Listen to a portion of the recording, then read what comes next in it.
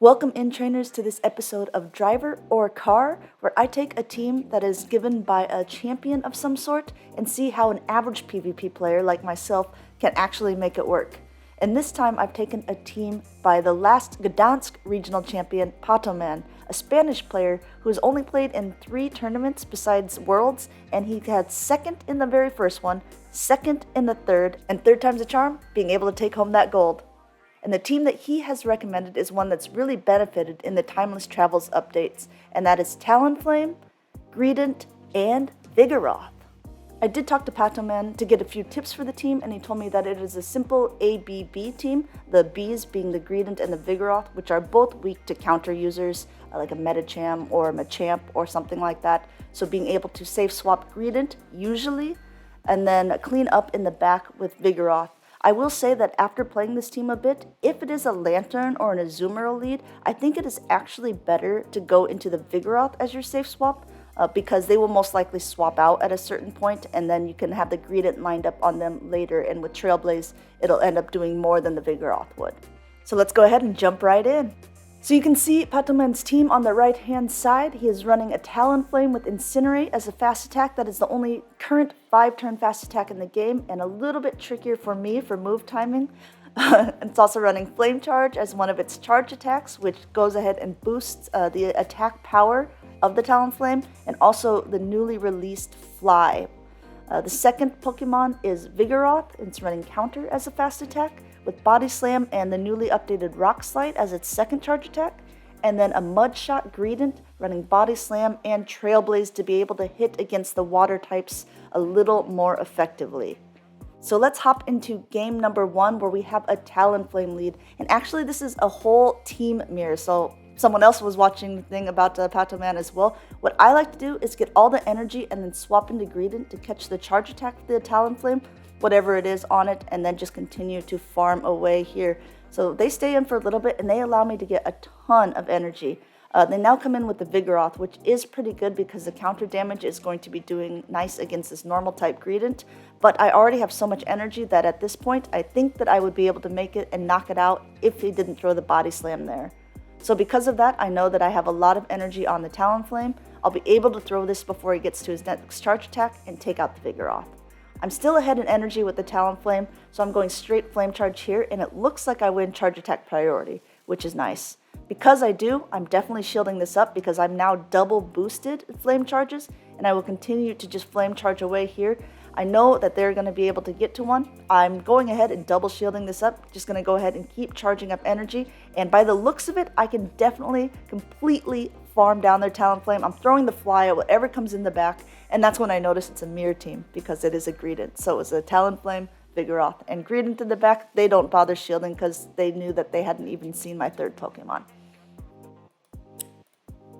Game number 2, we have an Azumarill lead, which is the worst lead, and like I said, I don't like to safe swap Greedant for that. Now I'm going for the Vigoroth. The game did the stupid thing again where it clears out, so I missed definitely a counter, maybe 2, letting them get them in as well, so it's not ideal for me, but I would be able to get to another Body Slam, which is fine. I'll take that. Chip damage is chip damage. So I get a Body Slam off and go down, and at this point, I know the Talonflame is lined up against the Azumarill. I'm not going to shield it. Even if it's a Psychic, it would knock me out, and at this point, Talonflame is just kind of fodder. I'm immediately swapping into the Greedant, and in comes that Azumarill again. Azumarill is very tanky. It looks like he tried to catch an attack, but it didn't do it. I'm going for the Trailblaze here just to get a little bit more attack off on my Body Slams as well. Since I have all this energy, I know it would take 3 to knock it out anyway, and I get a shield from the Gligar here. I also shield this up because I'm thinking that it's going to be a dig, but they do an Aerial Ace bait. My alarm's going off, so I go ahead and ignore that. And then I throw another Body Slam. This one I'm pretty sure is a dig as well, but I'm just saving it all in the back. Luckily, because of this, I do survive. Greedant is very bulky. They don't shield, and I'm able to get to yet another Body Slam for the Azumarill. They shielded up because I think that they weren't sure if it was a Trailblaze or not. That would do so much damage. And I get to yet another Body Slam to bring it down, and I have a Fly stored already as well. And I'm about to see how much it does. That was a surprisingly heavy amount of damage. I don't even shield this Ice Beam because my thoughts there were that If it is a Hydro Pump, I would lose anyway, but because I had a shield, they would most likely bait. So that was kind of a risky move. Also, it was a bit risky because if the bubble damage afterwards was enough to knock out the Talonflame, I might not have been able to get to that fly, but it did work to my advantage. I definitely would have had the game if I shielded as well, so I mean, maybe in hindsight I should have done that, but still very good games. The next game is against a Deoxys lead here. Deoxys is usually running Psycho Boost and either Thunderbolt or Rock Slide. I don't want to take a risk. I'm going to get to this Flame Charge before. They don't shield, so I decide I will shield whatever this is. Even if it's a Psycho Boost and they dip, it's going to be safer. It is a Thunderbolt, and because of that, it used a lot of energy, and I'm able to get to another Flame Charge. This one they block up. I tried to swap, but it didn't let me. It is a Psycho Boost this time, and they're coming in with the Dugong. So I immediately swapped to my Vigoroth because the counter damage will be doing a lot. I don't try to even go up to a heavier hitting attack because I want to get off some damage before they Icy Wind me. Icy Wind lowers my own attack, so I figured getting a charge attack off at full is worth it even more. The game once again does the whole slidey thing. And at that point I'm like, well, what can I do? I don't want to throw my attack because I don't want them to get extra energy on whatever comes in. So I just instead let my Vigoroth go down and choose to get attacks myself with the Talonflame.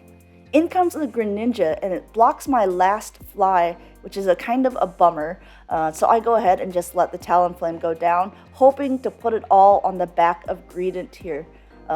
They're able to get to a Hydro Cannon, which as you can see will do a nice chunk of damage to me. And I'm like slightly worried they would try to catch, but he didn't. So I went ahead and did a Trailblaze.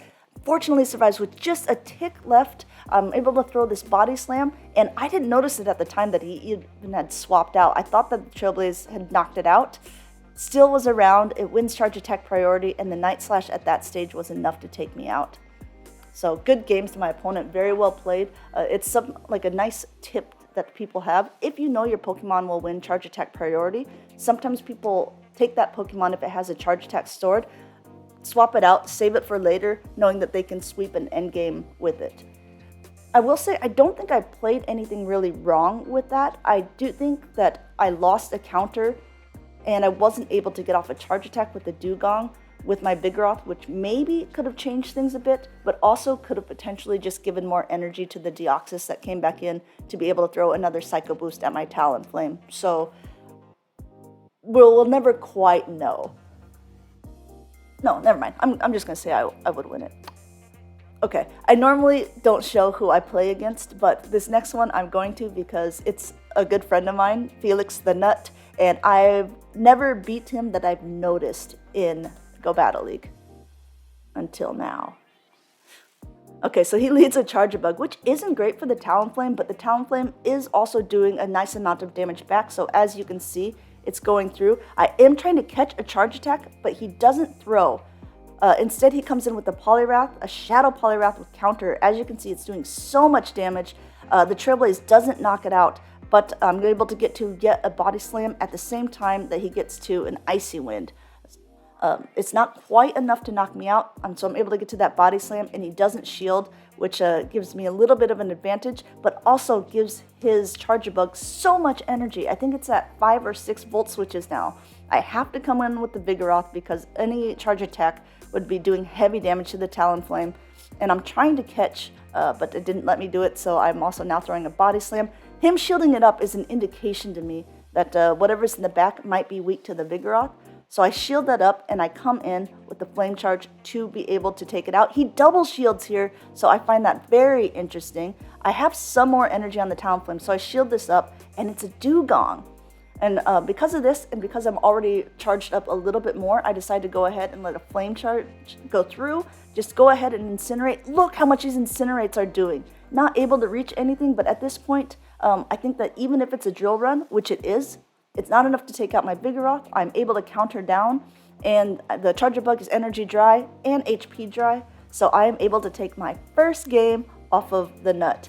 What a great Christmas gift. All right, let's move on to the next round where we have a Venusaur against a Talonflame. Obviously a great lead for the Talonflame. They swap out immediately to their Azumarill, so I go ahead and swap in the Greedant. If they swap in a water Pokemon, Greedant is the best answer here because of Trailblaze. That's why we have it. It's the only thing that's really going to be doing a lot of damage to it overall. I know that I can tank one attack, whatever it is. It's a Hydro Pump, which is good information to know because that means it takes even longer for this Azumarill to be getting energy. I go straight for another Trailblaze. They don't shield anything because that bunny is just as thick as this Chipmunk, but this Body Slam would be enough to knock it out, forcing their first shield from them. And it looks like they're trying to completely bubble down, so I go ahead and release another Body Slam, getting both shields at a charge attack priority. Beautiful. I go ahead and let that go down, come in with the Vigoroth. They have no shields left. Even if I have to tank an attack, I think it's worth it because of all the energy that I'm getting on the Vigoroth. I shield up the Hydro Pump, and now my Vigoroth is loaded. It's that Venusaur, and in comes a Bastiodon. This is miserable, but I already have an energy lead, and I'm pretty sure I'm going to be able to get to 2 flame charges here, and I am able to get that, which makes you feel so satisfactory as a flame charge user against a Bastiodon. I don't shield this up because I know it's not enough to take me out and know that it will not be able to get to another attack, and the Frenzy Plant would be doing more damage, being able to knock me out, and I need to be able to get off as much damage as possible here. I see that the Rock Slide doesn't do that much overall, so I'm going to opt now for 2 Body Slams. I think 3 Body Slams would have done it as well. It's a little more energy efficient if you're looking for the timing. They can't throw because I still had a shield, and that is how a Talonflame team beats a Bastiodon. The last game I'm going to show is in Retro Cup, and it is a Talonflame versus a Jellicent, and I noticed that it is a bubble Jellicent as well. So I swap in my Greedant because Vigoroth and Talonflame doesn't do very good against it. I get the weird swipey problem again. Is that happening to anyone else, or is it just me? But anyway, I go ahead, and these Mudshots are going ahead and doing damage to the Toxicroak. Toxicroak does have to shield up here, but I actually don't know the energy that it's at because when I got shifted out, I didn't know how many counters they were able to get through. So I shield this up, but they probably only had energy for a Mud Bomb, and I wouldn't have had to do that before. This is also where I think I make a mistake, because I go for the Flame Charge instead of going for the Fly. I didn't want to reveal that I didn't have Brave Bird, but at the same time, I got the shield anyway, and Fly was less energy. I come in with the Vigoroth, and they don't have any shields left, but they are able to get to this Poison Fang, which is going to lower my defenses overall. I go ahead and throw this Rock Slide, and I notice that, okay, even though it's super effective, again, maybe 2 Body Slams would have been better here. And I also throw a little bit extra because since they got to Poison, I was thinking I'm going to put it all on the Talonflame like I did in the Azumarill matchup. So I put this Fly through, and again, does a surprisingly heavy chunk of damage. They are able to get to this Surf. I shielded up. I don't know what their energy count is. One more Incinerate goes through, and they get to yet another Surf to be able to knock me out. So I misplayed a lot in that game. Hindsight always being 2020.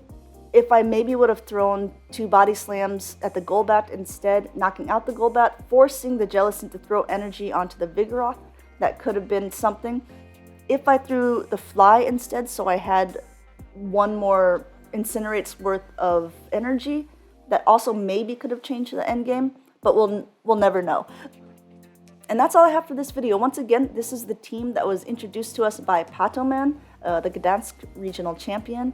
I played very well with the team overall. I believe I went 4-1 in Great League the first time I tried it, and also 4-1 in Retro Cup. The main thing, like we discussed at the beginning, is that it's an ABB team, with the Greedant and the Vigoroth both being rather weak to fighting type fast attacks, or fighting type attacks in general. So being able to use one of them to lure out the fighter on the other team. And the other big tip is that if it is Azumarill or Lantern or another water type at the beginning, you want to swap in your Vigoroth as your safe swap instead of your Greedant, because Greedant will be able to take them on in the late game. Thank you again for watching this episode of Driver or Car. We should have another one out sometime in the near future. If you guys have any teams that you would like to suggest, drop them in the comments below. We'll see you in the next video.